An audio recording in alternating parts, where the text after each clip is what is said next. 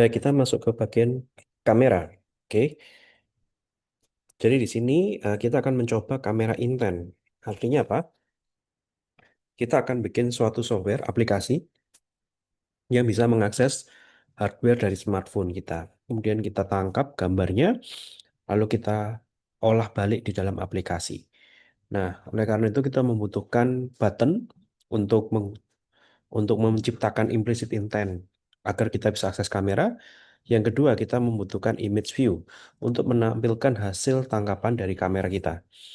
Nah, perhatikan di sini bahwa tutorial yang dipakai adalah tutorial yang menggunakan teknik yang sudah deprecated, ada di link yang ada di sini. Jika kalian interest untuk mempelajari ini lebih lanjut, silakan mendalami teknik yang terbaru yang tidak deprecated yang ada di sini. Nah, langsung saja teman-teman balik ke week 12. Di week ke-12 di UI yang activity main ya, XML yang ini ya, tambahkan sebuah image view di sini. Saya pilih gambar sembarang bebas. Kemudian saya tempelkan ke kanan dan ke kiri. Tempelkan di bawahnya pick template. Kemudian sepertinya kita harus melakukan adjustment ya. Adjustment untuk membuat lebarnya seperti ini. Jadi pertama-tama image-nya diberi nama image foto, refactor, lebarnya kita set match constraint, tingginya let's say 200 dp kali. Nah, ini saya kasih 16, 16. Oke, ya saya rasa sudah pas. Dan yang terakhir kita ubah scale type-nya teman-teman ya. Scale type center crop. Ya, mungkin tingginya dinaikkan jadi 250 dp. Nah, kemudian kita tambahkan FAB untuk pengambilan gambar. Di sini saya perlu sebuah vektor aset. Oke. Nah, ini ngebug ya, seperti biasa. Ngebug di bagian STK Manager-nya. Oke, saya akan coba perbaiki dengan cepat. Go to folder, STK, kemudian saya akan akses icon, material. Nah, ini kita delete, move to trash. Kemudian kembali ke Android Studio-nya, kita akan ulangi kembali ya. Klik kanan, new vector asset, pilih gambar kamera. Oke, yang ini ya, pencet OK, next dan finish. Langsung kalian masukkan floating action button yang ini, lalu pilih gambar kamera, kita cantolin ke bawah, ke kiri dan ke kanan. Nah, kayak gini ya. Yap. Nah, kemudian kita beri nama FAB foto. FAB foto di faktor. Oke. Nah, sekarang agar aplikasi di kita dapat mengakses kamera, kalian perlu setup izinnya. Nah, kita buka manifest dulu, letakkan permissionnya di atas applications. Permission yang kita butuhkan adalah hardware kamera. Uses feature, bukan permission ya, tapi fitur yang kita butuhkan adalah kamera. Oke. Android.hardware.camera. Nah, seperti ini. Nah, untuk API 29 ke atas, kita perlu tambahan uses permissions, yakni kamera. Nah, ini ya, permissions kamera. Ya, ada dua permissions, satu permission dan satu features yang kita tambahkan, supaya aplikasi kita dapat mengakses kamera. Balik ke main activity, kita tambahkan sebuah request lagi di sini, all request kamera. Kamera aja sama dengan 3 teman-teman ya. Jadi kita punya 3 kita sudah punya 3 buah request. Lalu kita tambahkan sebuah function take picture. Seperti ini. Function take picture. Kita buat sebuah intent. Oke. Kemudian actionnya khusus ya. Actionnya spesifik. Media store dot action image capture. Ini adalah action spesifik untuk akses hardware kamera. Kemudian kita sekali lagi sama ya, start activity for result. Kita masukkan intentnya, lalu request kameranya kita masukkan. Nah, seperti ini. Jadi kita punya sebuah function take picture untuk akses kamera. Nah, khusus untuk API 29, 29 ke atas, kalian harus menambahkan codingan untuk em, membaca permission yang telah diset oleh si pengguna.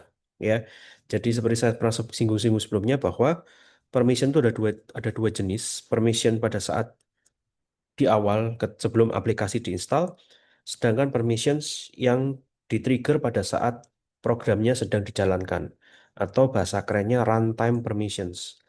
Nah, ad- eh, yang Anda lihat di sini adalah codingan untuk ngecek runtime permissionsnya statusnya apakah sudah diizinkan, granted atau belum. Dan ini mulai berlaku sejak API 29 ke atas. Oke, teman-teman ya. Jadi kalian pindah ke on create. Saya akan collapse-kan dulu beberapa codingan yang sudah tidak terlalu berguna ya, tidak kita gunakan. Bismillah, saya tambahkan satu lagi, button kamera, binding, FFT photo dot set, set on, klik, listen note. Nah, di sini kita cek permisinya if context compat dot check save permissions. Nah, ini adalah this android dot manifest dot permission dot kamera. Apakah ya, apakah tidak sama dengan granted package manager dot permissions granted seperti ini. Nah, ini saya akan pindahin baris ya ke bawah supaya enak dilihat. Jadi ini teman-teman maksudnya adalah ada pengecekan self permissions terutama untuk manifest permission kamera. Jika tidak disetujui alias tidak sama dengan permissions granted, maka kita minta izin, kita minta persetujuan ulang ya. Tapi jika sudah disetujui, maka kita tinggal panggil take picture. Nah, kita lihat bagian yang ini. Tidak disetujui, maka kita lakukan request ulang, permintaan izin ulang, alias izin kembali.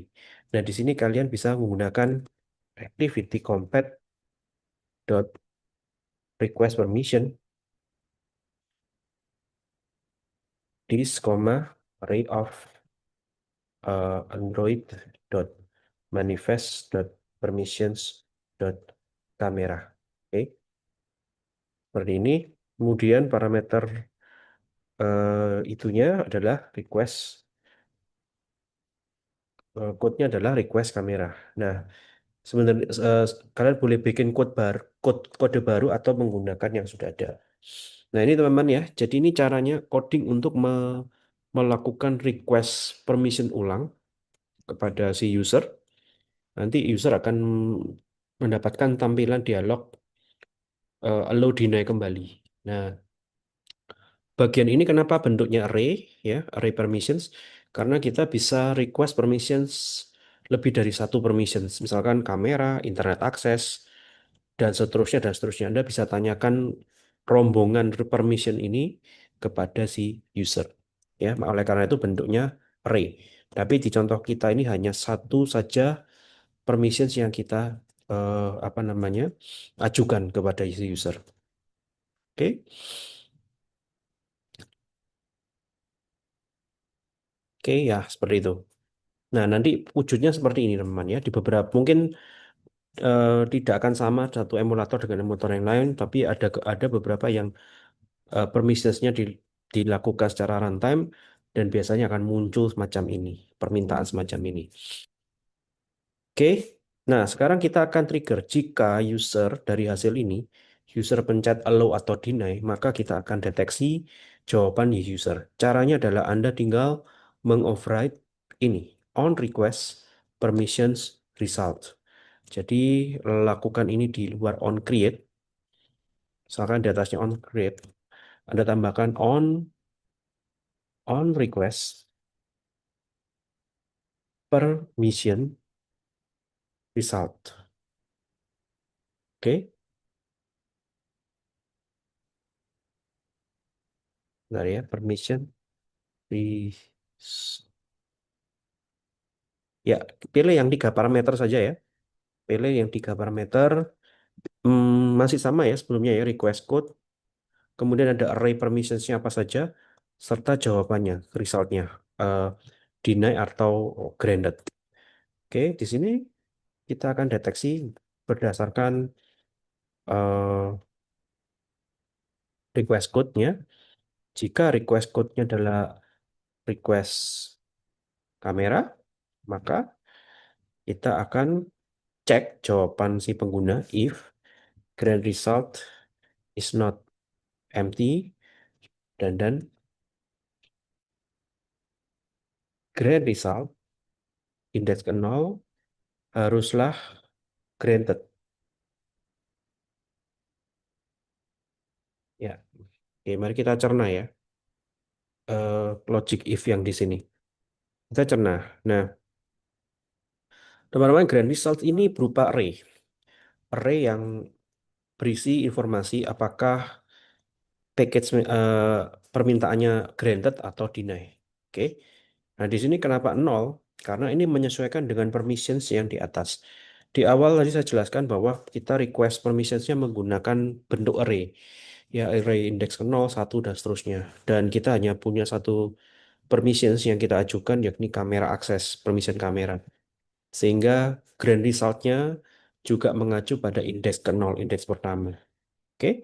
Jika contoh kasus Anda mengajukan 2 permissions, maka silakan dicek satu persatu indeks ke 0, indeks 1, ya, seperti itu. Karena permissionnya cuma berisi satu data saja di dalam array, maka grand resultnya pun juga berisi satu jawaban saja, yakni grand result indeks ke 0.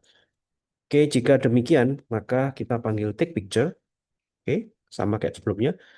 Tapi em, jika tidak, jika user tetap menjawab hal yang sama, alias tidak mengizinkan aplikasi untuk akses kamera, maka else-nya kita tidak bisa ngapa-ngapain ya, selain menampilkan pesan toast seperti ini ya, toast dot make text this, you must grant permissions to access kamera. Jadi kita sekedar ngasih tahu user bahwa fitur yang kita buat ini itu butuh kamera akses. Selama tidak ada izin dari user, maka si user tidak bisa menggunakan fitur kita. Simpel ya. Jadi kita hanya kasih tools seperti ini, teman-teman. Oke. Nah, setelah beres, maka kita akan tangkap hasil jepretan kameranya kembali di dalam activity ini. Tentu saja di on activity results yang tadi. Silakan dibuka on activity result. Kita sudah punya request select contact, kita sudah punya request select template. Tambahkan satu lagi if request code sama dengan request kamera. Oke. Nah, kita dapatkan datanya vol extras sama dengan data dot extras seperti ini. Kemudian kita simpan atau kita convert ke dalam bitmap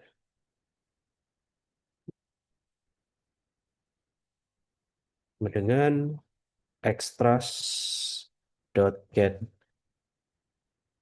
data. Ini kita pasting ke bitmap. Setelah kita mengkonvert data ekstranya menjadi gambar bitmap, maka kita tampilkan ke IMG foto menggunakan set image bitmap, image bitmap seperti ini. Oke. Nah, mari kita coba ya. Teman-teman, kalau Anda pakai HP, tentu saja bisa langsung mengakses device kameranya dan Anda bisa lakukan pengambilan gambar. Nah, pertanyaannya bagaimana dengan emulator? Nah, untuk hal ini emulator bisa disetting menggunakan simulated environment, ya, simulated environment atau bisa menggunakan webcam. Ya, mari kita lihat contohnya. Baik, kita jalankan ya. Kita run ke emulator, lalu tekan tombol kamera. Nah, di sini adalah runtime permissionsnya. Anda bisa pencet allow, kemudian akan muncul aplikasi kamera ya, teman-teman ya. Saya pencet allow lagi. Ya, saya pencet next saja di sini. Nah, di sini untuk mengendalikannya Anda bisa tekan shift tahan, kemudian menggunakan WSAD untuk rotate ya, teman-teman ya, untuk rotate arah pandangan. Jadi mirip kayak kita main game ya, WSAD. Nah, seperti ini. Nah, teman-teman, ini yang dimaksud dengan virtual scenes. Jadi emulator punya fasilitas virtual scenes untuk sarana kita mencoba kamera. Tapi Anda juga bisa setting emulator untuk menggunakan webcam sebagai alternatif kamera di dalam emulator. Nah, misalkan contohnya ini ya, kalau kita pencet tombol jepret, oke, saya ulangi lagi. Nah, setelah jepret, nanti akan muncul tombol centang atau retake ya, atau eh, batal.